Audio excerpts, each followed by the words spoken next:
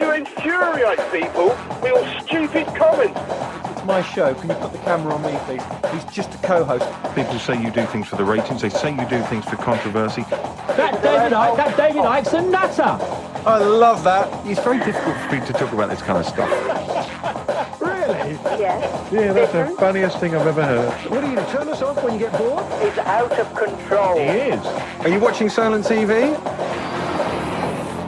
Right, let's do it. It is the Isle of Wight radio phone in, the South's big phone in, and of course we're across planet Earth on iw.co.uk. Hey, no one. What's? Oh, hang on, I haven't turned you on again. Again, this is such a... It's always a shambles, this show. I'm taking over control of the... I did it on purpose taking that time. command of the controls. We're on the World Wide Web on iwradio.co.uk. That's it. And Solent TV. Yeah. And of course, the last time we were on Solent TV, I walked out halfway through. And let's just explain. My son had a school rugby match on the mainland, and I had to get a car ferry. Because we're both sports fans. So we're going to mention the local paper today. But not yet, you're not, because we've got a few calls stacked up. We've got Hillary, John, and Pat. Let's go to John first. Hi, John. Hello, Alex. It's John Attrell, yeah. I'll try to phone you off air, actually, because it's just a little bit of info for your good self. I happened to be in the Victoria Arcade in Union Street yesterday. Yeah, lovely place, I was looking in a shop called Past Times or something like that. A little shop in the corner when you go up into the arcade, you know? Yeah. And they sell old newspapers, some of which, like Elvis is Dead and John Lennon, and there's one of your good self in there. You're joking. There you were looking at me from the floor. They got a copy of the Ride Times from 1991 when you left Ocean Sound. Yeah. And the article, I read some of it, but it's wrapped up, you know, because it's very precious and valuable, of course. And it says how you returned to the island and left Ocean Sound and blah blah. They sacked him, is the truth. And there's your photo as well. I don't know if you've got a copy or if you don't even remember it. Yeah.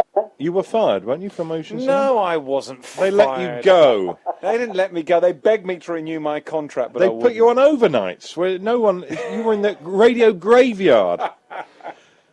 You were. It is worded a bit strangely. It said although Alex didn't make it to the top, he's come back to his roots or something. He didn't get anywhere near the top. He worked at Radio Luxembourg when even the people listening, used to listen to Radio Luxembourg, had stopped listening to it by then.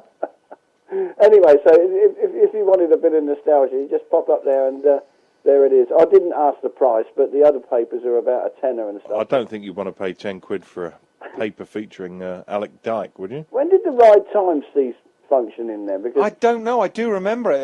It was you're right, the early 90s. I think the Isle of Wight Weekly Post became a free sheet. That closed down, and then they started the Ride Times. I don't know who started, but someone started that shortly after.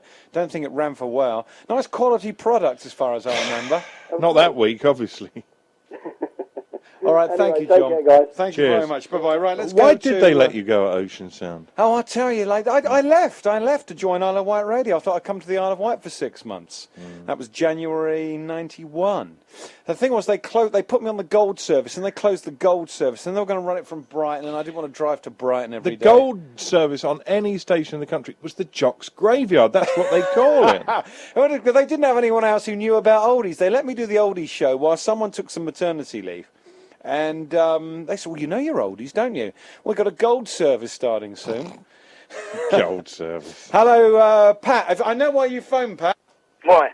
Is it to do with now Polish street signs are going up in London? No, I ain't seen that yet. I ain't seen no papers, and I ain't seen the county press either. Well, this is not in the county press. This is in the Express today. Polish street signs are going up in London. If it's not that, Pat, it must be the front page story.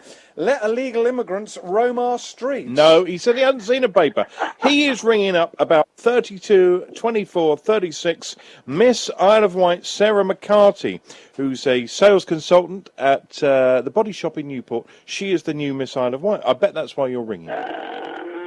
Well, he grunted. Is that why you're ringing, Pat? No, you're wrong. I'm ringing out about this Wilkinson bloke. Johnny? No, Richard Wilkins. Wilkins, right? All right. I mean, I've not read the paper yet, so I don't know the full Monty.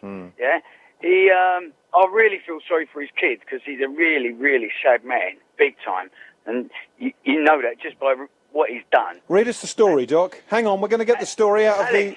Alex, he's gone to the court. Well, hang on, let the Doc set it up first before you go off on one. Pat, this is a story about a guy who is not very happy about the Isle of Wight Festival, the world-famous Isle of Wight Festival, which this year has got even bigger acts than it had in the last couple of years. This is the story. A man who said his family was deprived of sleep for 3 days and 3 nights, the 3 days and 3 nights of the Isle of Wight Festival, is claiming his human rights have been breached. Richard Wilkins made a complaint to the European Court of Human Rights after last year's event, but is still waiting a decision. The decision won't come through till August, so it's still ready to for this festival. A spokesman for the council said its licensing subcommittee had to balance the concerns of residents with a potential benefit the festival brought to the Isle of Wight as a whole, which is entirely sensible. In recent years, say the council, the festival has taken a number of steps to minimise disturbance to residents who neighbour the site, and the number of objections from those has dropped significantly this year. Mr Wilkins argued that conditions should be reimposed to make his life easier. He says the gig should finish at 8 p.m. on Sunday night, so at least his children get a proper night's sleep, ready for school the next day. He says there also should be a better police presence in the surrounding residential roads and a police quick response team to react to incidents. Well, I think we saw that last year. The police are travelling around like they do in minibuses, ready to respond. He also says, don't betray me. He lives a 15-minute walk away, by the way, from the festival entrance. Exactly. What's that, Wootton? I don't know, but he says, I mean, I could walk probably after the Yarmouth in 15 minutes, even in my condition, with my dodgy hip. He says, look, don't portray me as a Victor Meldrew figure, because I'm not. He says, I think the Isle of Wight Festival, this is the classic line, is a wonderful event, but it's in the wrong place. He's a NIMBY. Year upon year, numbers have increased, and so do the problems that go unresolved. The council, as promoter and landowner, is ignoring nearby family homeowners. He said parents living near the venue were afraid to let children play out. Why would you be afraid? That's such a good atmosphere. Why would David, right? Can anybody about anything go to the Court of Human Rights? It would seem so. He's not happy with the traffic arrangements either. Isn't it? Whose money's fighting this case? Well, it might be legal aid. We don't know if he's funding it himself. Exactly. We don't know. Does it say? It doesn't say, no. It just says No, a but spokesman I'll for tell the you what, European Court in Strasbourg confirmed that Mr Wilkins' submission was ready for a decision in August 2007, but was still I thought pending. it was for really important things. David, no one's been hurt. You know how much these things cost, don't you, personally? You know that to take this forward is going to cost a hell of a lot of money. Many, many thousands of pounds. You've got to admire him if he's paying for it himself. Is it? You've got to admire a guy who's so frustrated, I guess, that he's prepared to spend thousands and thousands of pounds on legal fees. Hey, Can you admire someone like that? The guy, if he's paying for himself, will probably have to remortgage his house, Pat. No. There's no way that man's going to do that for a couple of hours of music one evening, is he? No way at all. Why That's fought for on legal aid. Well, you can accuse him of dollar on that. You can accuse him of going for legal aid, but we don't know that he has. What you could say is our own money is going against us to stop the festival, basically, because of one man. Hang on, Pat. Why do people turn around and say, "Hang on, mate? Look, we've got busy. We're busy, and we've got really important issues to deal with. Apart from you losing a couple of hours sleep." But is not going without your for 3 nights deprivation? Is that not an infringement of your Come on, there are people on Fairley Road, right opposite that festival site, who get sleep. I mean, to go without 15 sleep. minutes away.